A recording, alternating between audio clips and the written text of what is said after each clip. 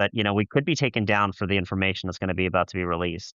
But one of the things that people don't know about me is that actually I am a stooge. Let's see if I can pull up this image of me and my team. Um, these guys called again. Penn and Teller. You guys, yeah. Do you guys see them? That's a shame because it's a really good picture of Penn and Teller.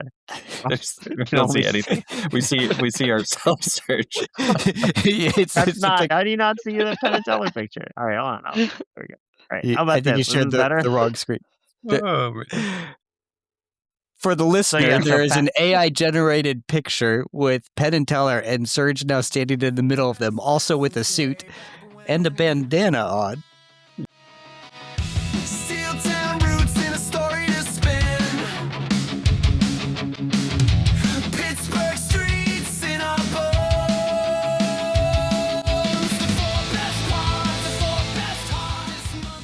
All right. Well, good afternoon, good morning, depending on where you're tuning in from, and welcome to our next episode of the Four Best Podcasts. I am one of your hosts, Isaac Scott, and I'm joined with Nate Kravitz, Mac Kravitz, Sergey B.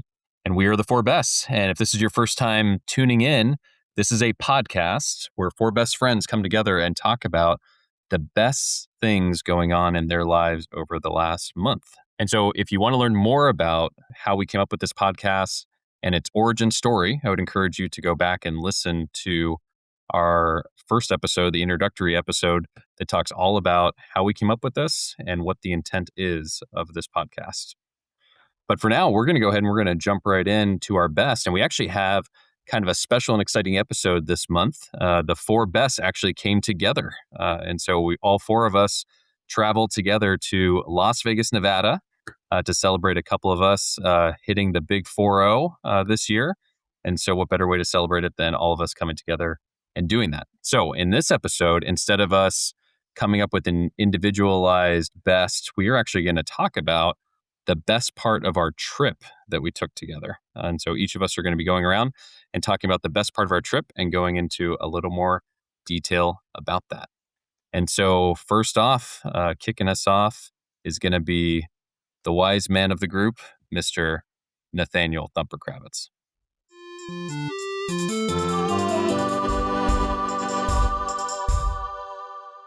Thanks so much, Isaac. Well, this is a tough thing to come up with just because there's so many great things about our trip. And the obvious greatest part is us getting together, having a great time, and being a part of something special that is our Quattro group. But that's kind of boring and we could all say the same thing. So I decided to pick something that might be of interest to other people to hear about and people might be able to relate to. And what was cool about this trip for me is it was one of the easiest and smoothest traveling experiences that I've had. I'm someone who typically feels pretty stressed out about air travel and flights and stuff, even though things go okay and I'm really experienced with it. But I'm always worried that there's something that's going to go wrong, it's going to throw off the trip, or I'm going to have to pay extra money for things. But traveling for me has been getting easier and easier because of some little changes that I've made over time. Just have a smoother experience. So one of the things with that is that Isaac convinced me a year or so ago to get TSA PreCheck. And that makes it so much easier to get through security. But on top of that, this was my first time traveling where TSA PreCheck now offers something called like a Face ID or face recognition. And Touchless ID. As I did that, it wasn't much of a deal for me traveling outside of Portland. But when I went to Las Vegas, there was a line for TSA PreCheck, and I got to skip through that line for this special PreCheck line. And even like the guard or TSA agent that was there, like told someone like, "Oh, move out of the way. This guy's up," to let him do his facial recognition. So it just felt like a real VIP experience. And then as you go through with the TSA PreCheck, you don't have to take off your shoes. You don't have to take your laptop out of your bag. All of these things that just make it really smooth. It feels like traveling in the 90s again. And so get through security really easily, really quickly. The only downside to that is like I'm through into my gate so fast that I'm surprisingly early, and I guess I get to spend time walking around the airport to get my steps in during a day where I would travel a lot. The other things that happened was in January, I reached a milestone with Alaska Airlines, who I've been traveling with a little bit here and there for like 20 years. And now I get priority boarding. So instead of like boarding group C, I'm now boarding group B. And while it's not a huge deal to get to board early, it just adds to that comfort level of, okay, I get to get on the plane and relax earlier. If I do have baggage that I'm going to stow overhead, I'm pretty much guaranteed to have a place to do that. Although this trip I didn't. I still took my backpack and stuffed it underneath the chair in front of me so other people would have space. But I have that opportunity. I don't have to stress about that. So that's a really cool option that I get to have. And once again, makes me feel special. And then the other thing is just that I got a credit card with Alaska Airlines so that I get free baggage check. And so I'm like, "No, that's not a big deal for me to bring a bag now. It's free." So all of these things combine to make it a real smooth, easy travel experience. In addition, just one other little thing is that I've started bringing a laptop with me for work, and I bought a really cheap Chromebook for like $120. And like, I don't worry if it gets broken, but I can carry it. I can move it around easily. So all the travel was just way easier this time, way less stressful because of some of these little blessings that have accrued for me over the years. Nate, I think you really are missing out on the joy of waiting in a large line. Serge and I were stuck for like an hour plus in Pittsburgh, not because TSA didn't have enough employees, they just super backed up.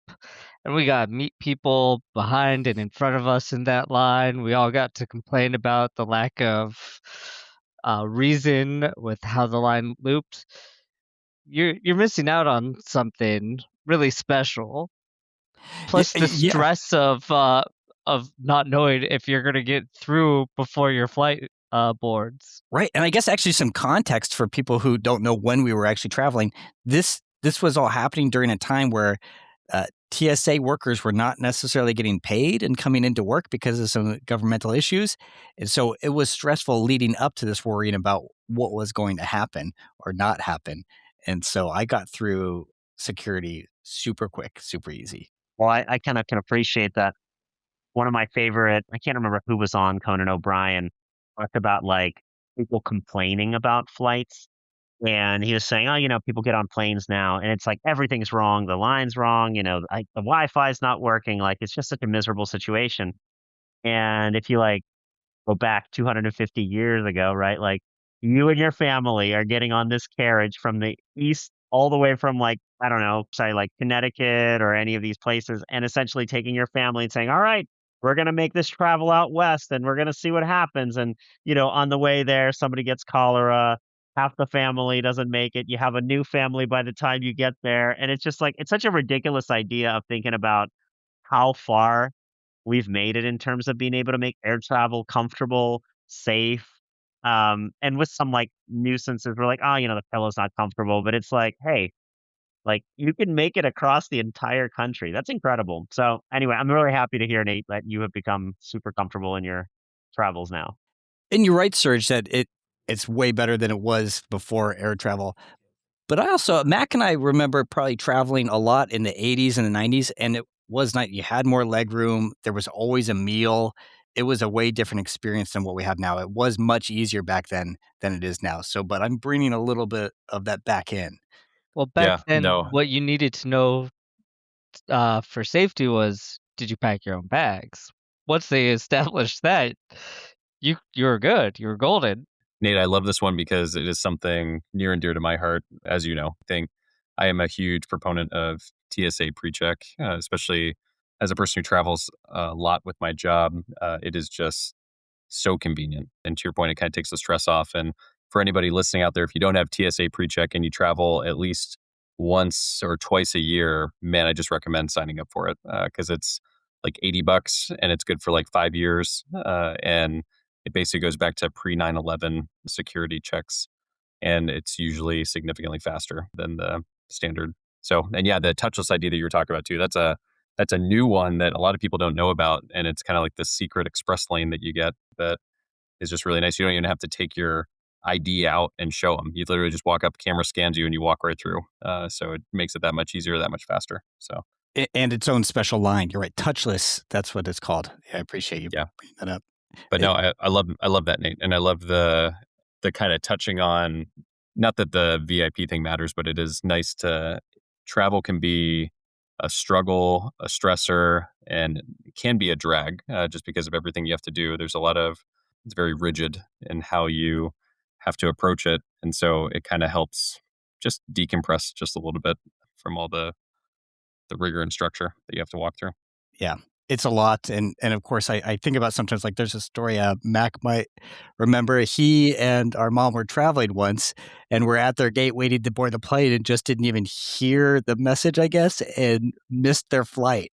And I always think about that, like, these disasters that happen, and I'll be stranded somewhere, and I've been stranded in airports for a little while before, and I know Mac actually has been stranded, I think, for, like, 12 hours in, like, Mm. DC once.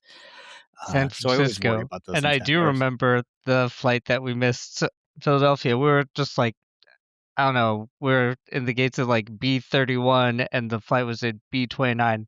Never heard a thing. Yeah. Just a couple other things that, as I was sitting here thinking about it, that were awesome about my flight. The first flight out to Vegas, I was in a window seat and no one was in the middle seat beside me, so I had extra room. And on the flight back out, this unfortunate thing happened where for some reason we got on the airplane and we left an hour late. So we were sitting on that airplane on the tarmac for an hour. But because of the blessing of us being so busy and a little bit sleep deprived, I took a great nap during that time. Didn't even realize that we had waited an hour until we were kind of coming in. I was like, oh man, we're an hour late. I got to tell my wife. So just a really nice trip and a nice way for me to start and cap it off was having some smoother travels.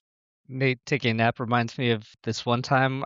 I think I was flying out to Oregon and like, I don't know what was going on. The flight just was taking a long time to get going. I was chewing some gum and I just crashed. Fell right asleep.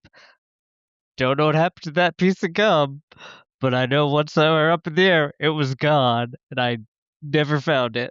Once again, Mac and I, we've traveled a lot before. When we were little and we were traveling, there was one time that you fell asleep with gum in your mouth and your mouth open, and there was a lady sitting, but this is when we were kids traveling between Pittsburgh and Oregon, and a lady said, oh no, he's going to choke on that gum, and she made me take the gum out of your mouth while you were asleep.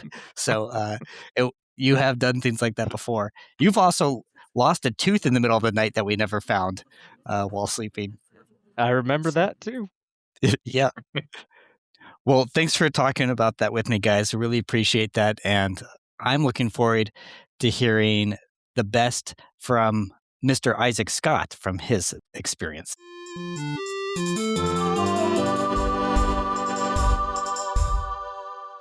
All right. Well, thanks, Nate. Yeah. So for my best, I think you opened up perfectly, Nate. Like there were so many things. It actually took me a while to kind of narrow it down from all the different events and activities that we had. And we'll probably get into some of the other ones that I was going to choose. But the one I decided to lock into is, I don't know if it was begrudgingly or what we were thinking, but as we were planning this trip, we decided to run a half marathon while we were out in Vegas. It was the Mount Charleston half marathon through the Revel races that basically is a kind of a bigger thing out in the West Coast. And it just so happened that it was that Saturday that we were planning to go to Vegas. And it was a half marathon that Nate and I had done in the past, but we haven't done for a couple of years. And definitely were not in half marathon shape to go run it. So we threw this out a few months ago and, we started training for it. And we did it. We got up really early in the morning and had to catch the bus at like 4 a.m. guys, and we had to go to the top of this mountain that was an easy 20 degrees cooler than where we were down below. And what was so cool about it is not only is it's a downhill, so you run 8 miles downhill, and then the last, call it 5 miles, is a little more kind of flat, maybe slightly elevated. But what was so cool is when you're running downhill, the way they time it, because if you start at like 6:30 in the morning, and as you're coming downhill, as you're getting a couple miles in, the sun starts to peak up over the mountains, and you're able to just see just this beautiful landscape and really just kind of see, Vegas in the distance and just this amazing kind of desert land that is out there. So really just a neat and cool experience. And so if there's anybody out there listening who is a runner, I think it's a pretty popular marathon race to do because we did the half, but the full marathon, they take you up to like the top of Mount Charleston. We only went halfway up, and then you get to run that all the way down. But really just kind of a neat experience, and I think we did some training, and even though I didn't run it as fast as the last time Nate and I ran it, still able to complete it, and only probably walked like 2 or 3 times at the water stations, but other than that, pretty much ran the whole thing. So felt pretty good being able to get back in and jumpstart kind of the running aspect of things. But it was just cool doing it with you guys. It was neat kind of before the race and huddling up, and then coming back and kind of hanging out, and we had a pool and hot tub at our hotel, so it was great to just kind of slip into that and relax and unwind and feel all the aching muscles and hear us all kind of belly aching about how sore we were. But overall, just a real fun experience. So I'll jump in. I will say that I'm glad you guys talked me into doing this race. I was looking back at some of my old race markers. I think goes back to 2011, 2012. So I haven't done, at least as far as I can recall, I haven't done a half marathon for that period of time. And you're right. Like the view was remarkable. You see the sun coming up. We start in complete darkness and we're making our way through and we're all huddled together and cold. We've got those space age, what do you guys call them? Like Space mats? I don't blankets. know. Yeah. Space blanket. Space blankets. Yeah, space blankets. And it was actually exceptionally warm. At one point, I tried to push one through my head, Isaac, as you recall, and it was trying to You make do, it a the poncho, poncho. Mac. Yeah. Yeah, and Mac, unfortunately, you can't make a poncho out of it, so it just ripped in half.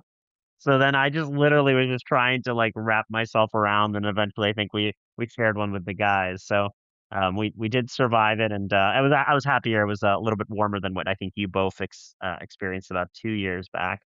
But yeah, it was a wonderful race, and it just reminded me, like every time I go running for long distances like that, why I do it. It's such a stress relief because after a certain amount of miles, you just start to forget all your worries. Like you're just trying to get one step in front of the other, and there's just such a level of like meditation to it that I appreciate.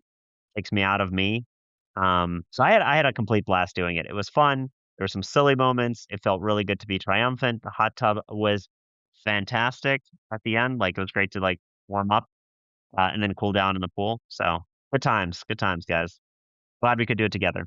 Yeah, it's a great, like you said, Serge, a beautiful, beautiful race that you're running downhill in the desert. It's a very well run race. Everything's well organized, lots of support along the way. And it's very fast because it's downhill almost the entire time, and so it makes you feel really good about yourself also, and so it's a little easier to run and to run fast. And my only complaint the first time we did it 2 years ago was really just that they make you get up there really early, and it was 2 years ago, it was in the 30s, and we were Mhm. very cold, and I was, much more prepared for that this year and brought, uh, pants and a sweatshirt to ditch, but it ended up being much warmer in the low 50s, and I didn't even use my space blankets, and so it ended up just being really well run. It's fun to do it with you guys, and probably ran it too hard. I was really hurting for like a week and a half afterwards, and finally feel like I'm kind of recovered from that. But it's so fun to do that and feel like you do something exceptional, and everyone out there is encouraging. I guess my only complaint this time would be that they had donuts at the finish line 2 years ago, and this year they had like some cookie things, and the cookies were good, but they were no donut. So I do miss the donut. I agree, Nate. The donut was definitely superior. And the one comment I'll just make about the cold weather as well is when we did it 2 years ago. So again, so for reference for anybody listening, so we did this at the end of March in 2026, and I think it was similar time frame back in 2024, and it was in the 30s for us. Now keep in mind, like we're halfway up the mountain, which is, I forget what the elevation is, Nate. Was it like 7,000 feet or so, 5,000? Oh, that is a good question. I will figure that out. And so, but we were halfway up the mountain, and I just remember the marathon people were all the way up, and I think it was like 12,000 or something like that. And it was actually snow capped, and so they actually started the race in snow and had to run down. And then by the time you get down to the bottom of the hill, you're in Vegas desert, and it was like 70. So it's just like, talk about like this humongous swing from being in the 20s and 30s to like ending in like the 70s. So it's Yeah. wild. So the website says that says that the half marathon start is at about 4,500 feet. And then the Okay. finish is at 2,500 feet because Vegas is around 22 to 2,500. But the full marathon starts at 7,600 feet. So Wow. that's over a mile high. We were pretty Yeah. close to a mile high when we started. Yeah, I just wanted to add, you mentioned about ditching our stuff. I'd never seen that before, so maybe I've just been out of the race circuit. But they took, like Mac, one of the things that they did was like I also wore slacks and warm clothes, and I was like, oh, I can ditch these Kelsey bottom for like $10, but they were fairly nice. They have a bag they give you your stuff in. You throw it into a truck, they drive it down, and then like the volunteer kids that were down there found it in like seconds. Mm. That was an awesome process to like not be wasteful. So just shout outs to the whole team there.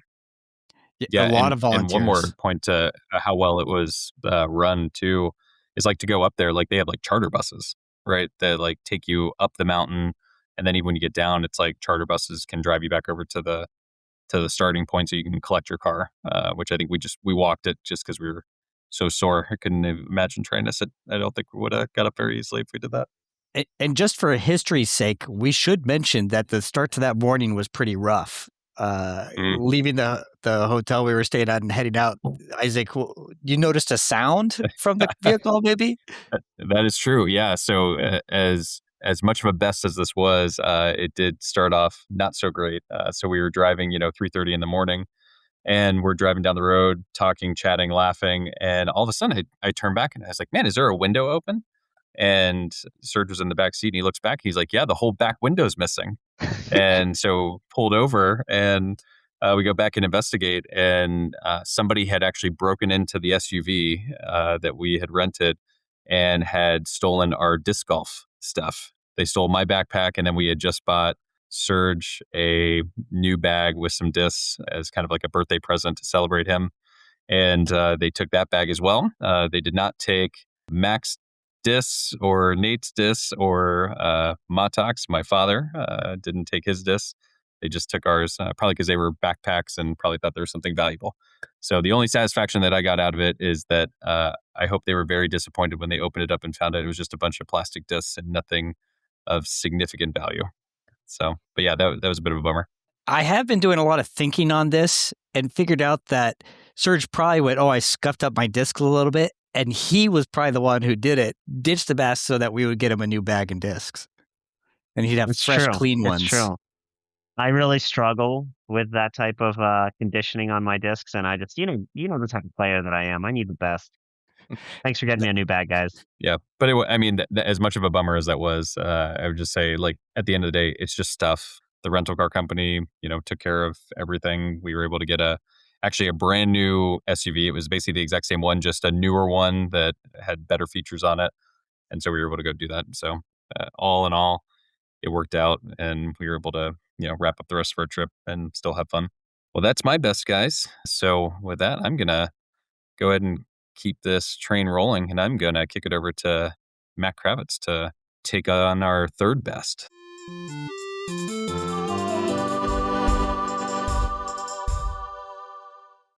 And it is a perfect place to start because we're just talking about golf discs, and that's sort of my best. I was going out disc golfing with you guys.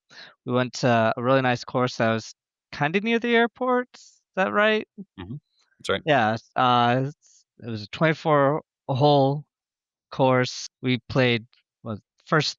I guess the first day we played first 13 holes, and then the day following we played the full 24.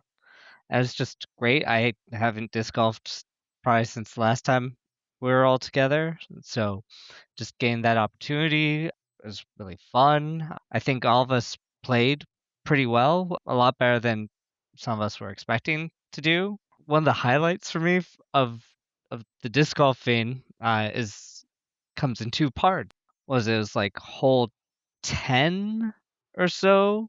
It is kind of a shortish hole, and like a little bit in front and to the left of the tee there are these palm trees, and Serge goes just whips his drive, and it went right into the palm tree. It just went like thoop. It was a very funny sound, and it was perfect. It was the sort of thing that we'd expect from Sergey. it was so typical of him, and like I was just disappointed I didn't record it because it was hysterical to me. And like we tried to get down a little bit that day, couldn't do anything. It was pretty well stuck. But what happens next day, we go the next morning, it's a little bit cooler, and we get to that hole, we all do our tee offs, and then we decide like we're gonna go after getting that disc again. Isaac brought out his giant pole for getting discs out of trees and probably like pulling out of like water traps and stuff, right? Mhm. And Nate stands on Isaac's shoulders against the tree and prodding at it, trying to like reach up to get that disc. Can't do it. Can't comes close, but just can't really get there. And then we move a little bit on a tree, and I take a shot at it and up on Isaac's shoulders. I kind of reached the disc, but I'm just a little too short. So Nate goes up again and he manages to knock it down, and it was so awesome that like we were able to recover this disc. Uh, this disc now has like a whole story to itself. So whoever out there now has a red Valkyrie that says Blakor with his phone number on it, know that this disc got caught in a tree. We went through this great effort to knock it back down. It has a fabled past, so really cherish that. But just like having that experience, and it felt like an us thing to do, where like we all work together, we all join in unity to like accomplish one task. And it shows like how successful we can be as a group and how much we help to support each other and are able to accomplish things that we wouldn't alone. And a lot of it's just like our strength, our encouragement, and our tenaciousness, tenacity, that would be the word. So so I think this is kind of like a twofold thing for me because I really enjoyed just doing the disc golfing. I thought we all did great. We had a great time doing it, but we also got this great story out of it too. That really is, an embodiment of who we are and how we work together. No photos were taken, of course. Yeah, I right. mean, I started planning that team building exercise a couple months ago, and I knew that there was going to be some challenges with putting it all together and not really knowing what the layout of the land was going to look. But when you guys came together and you all stood on each other's, I was really blown away. That was the camaraderie, Mac, that you're talking about, and I just got to look at it with your dad, and just it was great. But joking aside, like the bag was awesome. I'm very thankful for you all. It was a really cool gift, and I really enjoyed playing that. By the way, like I had a really good time. The course was amazing. Lots of different variety. Beautiful outside. I couldn't have asked for a better way to spend time with you all. Agreed, Mac. Oh, and I forgot about Mot Ttocs' was it 110-foot putt? Yeah, for a birdie. Yep. Yeah, That thing Yeah. was insane. absolutely epic. I'm glad you brought this up. I can't believe that we didn't get a picture of us getting that down. And I can't remember if you said it yet, just how high up this disc was stuck in this palm tree. Yeah. That just like, it was like a disc eater. It was maybe 30 feet up because I'm guessing your pole reached 20 feet. And then had to be higher than that because on your shoulders and standing up, it might have been like 35 feet up. Yeah. And we So were I think the throwing pole things and maybe goes- hitting it a little bit, but it was in there good too because it was hard to get it out with the pole. Yeah, I think the pole is like, I want to say it reaches like 14 feet. And then, probably between the two of us, it's probably like 26. So the tree was easily 60 feet. I think it's easily 60 feet because I had to throw you up cheerleader style in order to get it. Right. Yeah. Well, I mean, realistically, maybe it's like 25 to 30 feet. But I think as the story continues into our older years, it'll be 40, 50 feet high that we got that thing down. And That's you right. really launched me up. That's right. No, I'm glad you shared because that was the context I was going to share is how high it was. And it was a struggle, but I love your points on that, Mac, because there has never been a group of friends that I felt like I could accomplish anything with than you three. And I feel like no matter what challenge comes at us, it's like we're always going to figure it out, no matter what happens. And that was just another example of how we can come together and support one another so that we can go make that happen. So I love that. And then the other thing I wanted to clarify is just on the timeline of things. And so if for those listening, if you didn't quite put the context together, this took place the day before the SUV was broken into and the discs were stolen. So we had this brand new bag, brand new disc for Serge, and he probably only threw this one that got stuck 2 or 3 times, maybe. And so it was on one of his first couple throws that he got it stuck, and then we got it freed up, and then he was able to use it the rest of that day. And then the next morning is when it got broken and stolen. So I still think it was probably one of those guys at the disc golf course that were just super intimidated by you, Serge, as a rookie, and so they needed to try to stop you. The Yeah, traveling it's, ones, it's the ones that had Yeah. their own what was it, Mhm. Their own touring van. van. yeah, Yeah. yeah. For some people, it's too much glory. That's right. But it was fun. I mean, I love playing disc golf with you guys. I mean, I've talked about it on this podcast already, is that, it's just such a fun sport. And if anybody out there listening hasn't tried it, highly encourage it. Anybody can do it. Anybody can play it. You just go out with a disc or some discs and you go find the chains in the park and you go do it for free, right? And we did it in the middle of the day. We did it in the morning. Weather was beautiful.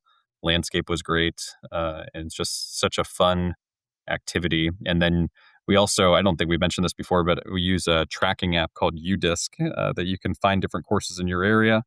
And then you can also keep track of your scorecard, basically. So it helps you know how you're performing, how you're scoring, and you can even, update it every time you play at a course and see how you did last time. So it's definitely just a fun sport and fun experience. And I mean, And the other thing is that we saved money from what we would normally do ball golf. We didn't have to buy a bunch of balls, pay greens right. fees, pay to rent a club, pay to rent a golf cart.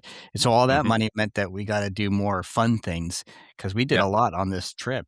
And, that was probably another escape room and F1 Mhm. virtual racing because of That's right. saving the money. So That's right. Or Flight Club from Mot Ttocs, or even helped which is fund. darts. That's right. Or even at the airport, Nate, you missed this one, but Mot Ttocs actually hit, not a jackpot, but he hit like the bonus on one of the slot machines. And I don't even remember back how much he won on that. But 150. yeah. So it was like, I think we put like, what, $10 in or something like that, and Yeah. 150. So I got a that text was on pretty that. epic. That was pretty awesome. And so I'm gonna push it off to our final best of the evening, of the day, of the afternoon, whenever you're listening. And Sergey, wrap us out.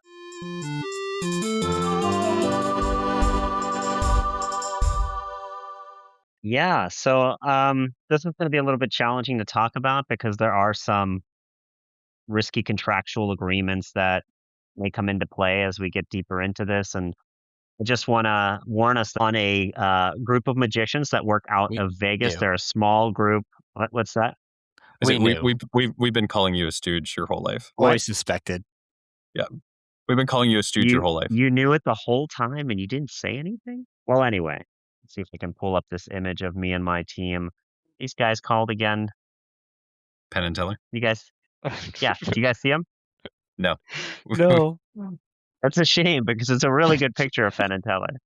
We can don't only see anything. We see ourselves, Serge. it's That's a not- picture of the recording studio over and over again. Wait, how do you not see the Penn and Teller picture? All right, hold on. There we go. All right, how about I think you this? This shared is better. the wrong screen. Oh, man. For the listener, yeah, so there is Pat- an AI generated picture with Penn and Teller and Serge now standing in the middle of them, also with a suit and a bandana on. Yeah. I think we that's my should make trademark. note that it is a much younger version of Penn and Teller. This is them about And Serge. 15 And- years ago. I Yeah, look you'll have much to- worse now. You have to send me that image. I'll put it in the show notes. Yeah, for anybody that wants to get up and close. But yeah, so one of the other fun activities that this group got to do was go and see a Penn and Teller show. Was that at the Rio? Is that what that was called? It was. Yep. Rio Theater. Yeah, so we went out, and as we were kind of entering the huge, massive complex, I think we got lost a few times. I couldn't tell where the show was going to start at, but we essentially got there, and were greeted and got in. And there was a person that basically said, "Hey, do you all want to sit up closer and see Penn and Teller?" And since they recognized me immediately, they knew that as the stooge that we would get in really in the front seat. So we got packed in there, probably just a few rows down from Penn and Teller themselves. Um, and there was a lot of like very fun kind of free activities that they were doing where you had to like count the number of jelly beans, which I already knew the answer to, and some other stuff where you put your name on a piece of paper or something that was going to happen later on down the line. But as the show progressed towards the end, a lot of people started feeling like there could be something awry. There could be things going on that the crowd could be involved in potentially helping them with some of the magic that they were doing, which was very impressive overall. And I would encourage it. I did not think that in the day of the internet that there would actually still be magic to be seen because you're just assuming, hey, I could just go on YouTube, I could go on Reddit and find out how Penn and Teller do these things. And I tried, and I tried. Even as the stooge, I tried to figure that out, and I couldn't. So at one point, they actually pulled audience members on because part of their bit was like saying, "Hey, we don't do this, but if you think that there's a stooge out there, we want to get him on stage." So I got on stage, and some guy called me out. He said, "Hey, that guy in the hat over there, he's probably like an extra special stooge."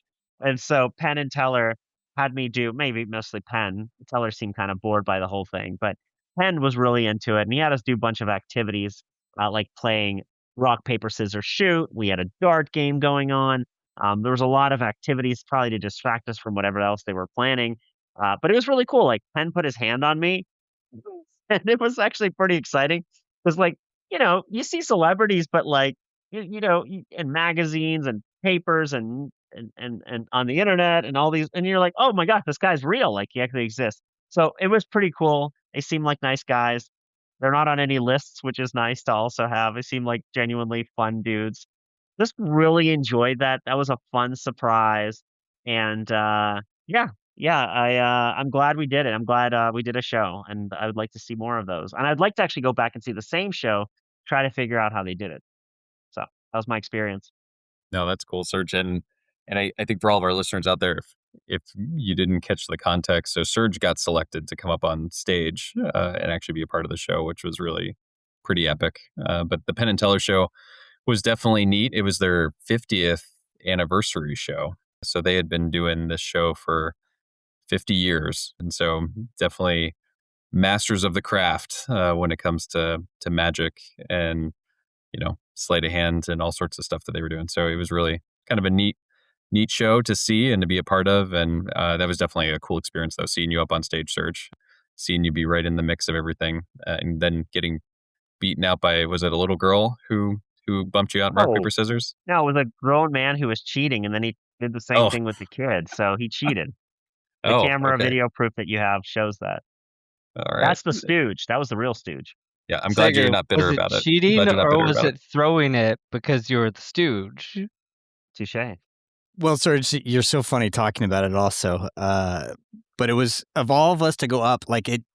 I'm glad it was you. Okay. It should always be you. You're such a great volunteer and fun person to see doing stuff. So that was awesome.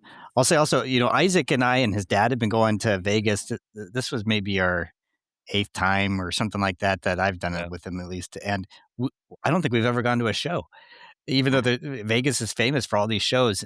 And so we're usually doing other activities, but it was really fun to get to do that and to do it with you guys. And Penn and Teller are a group that I've admired for a long time. And so it was neat to see them and see them live and hear their voices. And they do look older. Of note, I think Penn said that it was his first time back doing the show since he'd broken his ankle and actually walking and standing. He'd been doing it in a wheelchair for like months or something like that. So he was walking around and complaining about how much it hurt sometimes. It was fun. Yeah, and I think to your point, Nate, the one thing I do want to credit, I think Mac, you were the one who came up with the idea to go see a show, right? And it's something, Nate, to your point, like we've talked about over the years, but it was always like, oh, we'll do these other different activities like escape rooms or hit the casinos or something like that, and we never ended up taking the time to go do it. And that was such an awesome kickoff to kind of see that show and everything it had to offer. So it was a great suggestion, Mac. Well, thank you. Yeah, I figured, oh, we're going to Vegas to see a show, right? I just don't know what Makes else you sense. do in Vegas. Gamble? Yeah. Yeah. Oh. Go see the Hoover Dam. Yeah. Yeah, that was really fun too. I'm so glad you drove us out that way. I'd never seen, first off, I'd obviously never left Vegas. I've been there before, but just like in the casino areas and stuff like that, and hadn't seen a show. So that was a blast as well. But yeah, I'm so glad we took the time to see some natural sights too. Hmm. So it was a great trip. I feel like spending time with you guys was much needed. You know, like it was something I was searching for, and it's been kind of a rough year with some of the other podcasts if you go back and listen to. So getting die time together, getting just the spirit of what you all bring to these activities and how much fun you have, it's just I'm very thankful for that. Well, with that in mind, Well, hey, before you oh, wrap it up, I do want to give a special shout out to our wives because I think this was a really awesome and really fun trip, but there was no way that we could have done it without some extra support from our wives at home. So really, when it comes to Eileen, Kelsey, Heidi, Rachel, thank you for holding things down on the home front so that we were able to spend this time together, just recharging and just pouring into each other. And quite honestly, I mean, as I was thinking through my best, another thing I was just thinking is like really just riding in the car, listening to 90s alternative rock music and singing with you guys is also not something that I think publicly anybody wants to hear, but it is a lot of fun for us to do while we're together. So really just a blast. And then a big shout out to Tom Scott, or Mot Ttocs as we call him, for kind of being our fun, almost peer-like chaperone, really just having a blast with us and really just continue to elevate the fun that we had and just continue to value and treasure these trips that we're able to take with him and take with each other each year. So really He just an did a awesome good time. job of keeping Sergey in line. Otherwise, he did. Much necessary. yeah, Yeah. you And never with know that, what then he was gonna. a shout out and thank you to our shirt sponsor, my wife Heidi, for Right. she often will make are awesome. specialized shirts for us That's right. for this trip, our Yep. NISM shirts, and That's right. did that again this year. A much lesser shout out to Angie, the dealer at what was that last casino we went to where we did free bet blackjack? Sunset Sunset Station Station. Oh yeah, Casino, and Angie was the best. She made that a lot of fun. that was We that had was no awesome. idea what was going on, but she had so much enthusiasm. It was a lot of fun. And we were winning Funny money. tryouts, Yeah. 0 bet blackjack, a game we never knew how to play, but she played it for us. Just put money down. Yeah, Get Just more throw money. money in. yeah. Keep That's betting. right. Keep betting. That's right. Yep. She was great. Well, I was going to pass it to you, Isaac, and then you were going to land the plane, but I feel like you're already in motion, buddy. So you keep going now. I will. All right. I'll I'll take the wheel. So, well, thanks, Serge, and thanks everybody, and for all of our listeners out there. Thanks for tuning in. Thanks for letting us kind of brag a little bit about our great guys trip that we were able to just take together. And overall, if you didn't get it, we really love spending time with each other, enjoying the time together just as men. So it's a lot of fun. And this wraps up another episode of the Four Best Podcasts. And so again, just as a reminder, these episodes release on the 4th of every month at 4:44 p.m. Eastern Standard Time. And so we will be releasing our next episode on June 4th at 4:44 p.m. Eastern Standard Time. And so if you can't remember that, we encourage you to like and subscribe these podcasts because as mentioned previously, this does a few things. When you like it, it helps build in popularity, and then other people are able to also listen to it and enjoy it. But then when you subscribe, it also notifies you whenever new episodes are released so that you don't have to remember the 4th at 4:44 p.m. Eastern Standard Time. And then again, if you are on social media, so are we. We're out on X at 4BestPod. So log in and say hi to us. But for now, we're going to leave it there. And so that's a wrap for us. And thanks for tuning in to the 4 Best. May the 4th be with you, everybody. Thank you. Bye. 4 best friends since way back when. Steel town roots in a story to spin.